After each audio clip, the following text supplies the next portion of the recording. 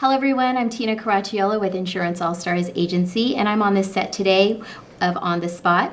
And we're here today with Randy Lung and Dive Guardians.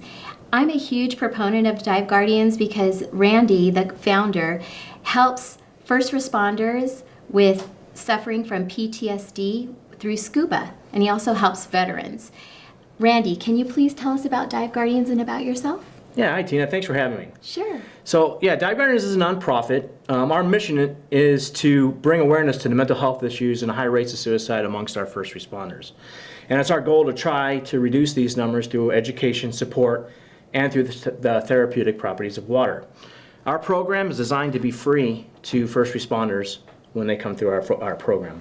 However, we're not just a program that teaches scuba and nothing more. Just like you can't build a house with just a hammer, you need more tools. The scuba diving is just one aspect. So basically what we do is we create an environment that nurtures healing and self-improvement through camaraderie and education. We put our applicants through our comprehensive resiliency program, which includes biofeedback training and scuba diving. And we explain the science behind why scuba diving works before they ever step foot in the water. Hey, that's amazing, Randy. I would love to be there, and maybe someday you'll have to teach me how to do scuba so I can be there. Oh, for I would sure. love to be a volunteer. Now, tell me, why did you start Dive Guardians? Well, this goes back to 2015. At the time, I was working with some people that was using scuba diving to help veterans with PTSD and physical injuries. And that's when I really began to learn the science behind all the benefits that scuba diving has to offer. Well, fast forward to 2016. So I'm going to tell you a quick story. It's October 3rd, 2016. In Victorville that day, a friend of mine named Rick, he decides he wants to go for a jog. So he kisses his wife Karen goodbye, goes for a jog. An hour goes by, and Karen doesn't hear from Rick. She's like, well, that's kind of weird. He's been gone a while. So she tries him on the cell phone. He doesn't answer. Then she looks outside, and she sees that his car is gone from the driveway. She's like, why would he take his car when he just went for a jog? So she starts looking around the house a little bit more, and she goes, I might want to go look for him. But she notices that his duty weapon is also gone. See, Rick is a deputy sheriff. So she gets in her car, and she goes to look for Rick. So she drives, the first place she drives to is this park that he likes to go to exercise and to think and all that kind of stuff. Well, when she pulls in the parking lot, she sees his car, so she's like, oh, okay, he's here. So she gets out of her car and starts walking towards his car. She doesn't see Rick, but she sees the driver's side doors open, and she can hear the dinging of that driver's side signal alarm. So she walks up, and she starts looking around. She walks around the car, and that's when she sees it. She sees Rick dead on the ground with his gun in his hand, and a self-inflicted gunshot wound to his head. So, you see, Rick was my friend. Yeah. But when he died, he didn't leave just his friends. He left a wife, 3 kids, and a brand new grandchild. And what really upsets me at the time was I was helping veterans with PTSD, and I didn't see my own friend going through what he was going through. And I often, think, man, had I just seen something or noticed something, could I have prevented that suicide on that day? Right. That's when the concept of Dive Guardians was born.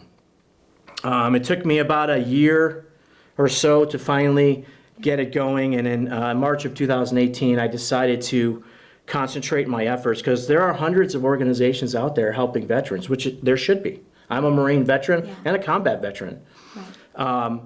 So I understand, but there's not a lot out there helping our first responders. And when I say first responders, I'm talking there's a full gamut. Firefighters, police officers, Right. paramedics, nurses, doctors, people that see traumatic stuff Dispatcher. and are helping people. And dispatchers are a big, big part of our program. Yeah, I know. We talked about that a little bit. Yeah. Some people don't think about the dispatcher. And why do you think about the dispatcher? Well, you got to remember, a dispatcher, they're on the other end of a phone talking. And if the officer on the call is going through a traumatic event, like a fight or an officer-involved shooting or some very traumatic thing, she has to listen, or they have to listen, but they can't help. If there's an officer-involved shooting, for example, once it's over, there are protocols in place for that officer when the supervisor gets to the field.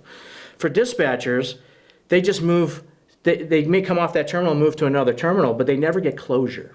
Right. And it affects them. I've talked to dispatchers to where this really wears you down cumulatively over a course of a career. Not all cops PTSD doesn't come just because you get in a shooting. Right. You experience traumatic events over and over through a course of your career. It builds up and builds up. In 2019, 228 police officers across the United States committed suicide. Wow. But we don't hear about that. No.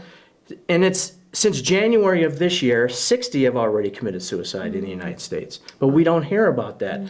And if the program that I put together can help in some small way, that's what I want to do. Yeah. If it could at least just help one person, right? It's worth it. It is. I always feel that way.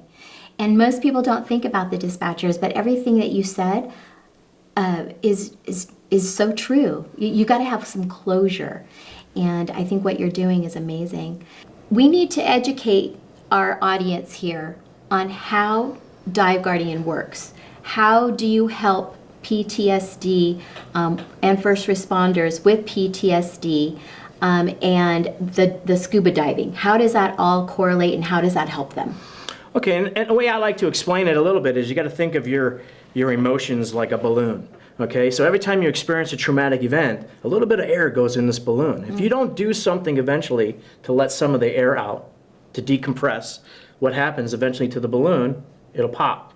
And that's when you've reached the point of no return. And that's when people have breakdowns or different things happen. I'm asked every day, why are you giving scuba diving for free to first responders? Don't they make a lot of money? And true for some. Yeah. Okay. But first responders and law enforcement also suffer from what I like to call the John Wayne syndrome. That's the belief that we are the protectors. We're not supposed to feel pain or be affected by the things that we see or hear. So how are we going to ask for help? Right. With this way of thinking and speaking to many first responders about this, traditional therapy where you talk about your feelings and all that doesn't always work. My program, it gets them off the couch. It doesn't matter if someone has $1 million in the bank. If they're not going to get their butt off the couch and ask for help, it's pointless. Yeah. Our program is free. It gets them off the couch. They have fun, and they get therapy. They don't even know it. So back in 2011, Johns Hopkins University, they did a study. They took 19 wheeled vets to the Cayman Islands to see the effects on scuba diving on paraplegia. Wow. Okay, so 10 of them were a control group, and 8 divers actually finished the test. They did a total of 9 dives over 4 days. What they discovered was certain percentages of help when it came to sensory touch and nerves and stuff. But one really cool thing that they discovered was an 80% reduction in PTSD after scuba diving. Wow. So it lasted for several weeks, and then it started to wear off, and you had to keep going. So we took that example and what they did, and we turned it into a program to where, okay, I'm going to teach people how to scuba dive to, 1, give them some time to let that air out of the balloon, and 2, to help them get that therapy that's so beneficial from scuba diving. And I make scuba diving is a buddy sport. So I have them come through with either their wives or husbands or kids or whatever, whoever they choose, because when you have problems at work and you're having anxiety and post-traumatic stress, sometimes that carries over to your home. Yeah. So if you get a husband and wife that may be having problems because one of those two is a first responder and having a hard time dealing with certain things, they go diving and it kind of brings them together. Yeah. It's really neat to watch. Brings them back together. There's this common thread. There's a connection. Yes. Also, I can see where families would really be affected by someone with PTSD and then getting the kids involved with the scuba as well and making it a family event. I know for my family, we go skiing together. So, and that's one thing that we've done for quite some time, and it keeps our family healthy. You need that family time, and if you can do it through scuba, that's great. And get the help that you need. Yeah, and it's fun. Yes. And oxygen and pressure. The more oxygen, there's different techniques of getting more oxygen in your body. Hyperbaric oxygen therapy is one of them. But the more oxygen you breathe in, the more healing you get. Oxygen heals, and it has been used for years. So that's a concept behind how scuba diving actually helps. Wow. Well, thank you for educating us. And I'm hoping that our audience is listening to us and listening to how our first responders with PTSD and our veterans are being helped with Dive Guardians. It's a really exciting time for you to have this program available, because I know there's a lot of hurting people out there, and it was a really sad story to hear about your best friend. I hope that his family's doing okay. How can people help you with your mission? I know that you need funding. I know that starting up a nonprofit from scratch is very difficult. And right now we have the COVID-19 where we can't do a lot of mixers and galas and things like that. So you're looking for a lot of help from different areas. And I want to just educate our audience here on how we can help you get Dive Guardians mission statement out there and help you help the people that need the help. Well, one really good way that helps us get our name out there is through social media. Facebook or Instagram, for people to like us and follow us, at Dive Guardians, that's us on Facebook. Do you have a website? We also have a website, and donations, we don't ask for a lot, $10 a month, the price of a couple cups of coffee, Right. will help us out tremendously. It costs us about $500 to put someone through scuba training. And all of the money comes through donations. So you can go to www.diveguardians.org, and you can hit the donation shield that you see on there, and you have the option to do a one-time donation or a monthly donation. That helps us out tremendously. Yeah, and I know I've been doing that. I went right to your Facebook page. What was the name of the Facebook page? Diveguardians.org. diveguardians.org. I went right to the diveguardians.org. There was a Facebook page, and I was able to click on a link and make a monthly recurring $25 donation. So if there's anyone out there that is wanting to connect with a nonprofit, I highly recommend connecting with Dive Guardians, because he's doing amazing work with our first responders and veterans. Thank you for watching today. Thank you, Randy, for being here and educating us on Dive Guardians. If you're looking to support a great nonprofit, please consider donating to Dive Guardians and Randy Lung's organization. Thank you.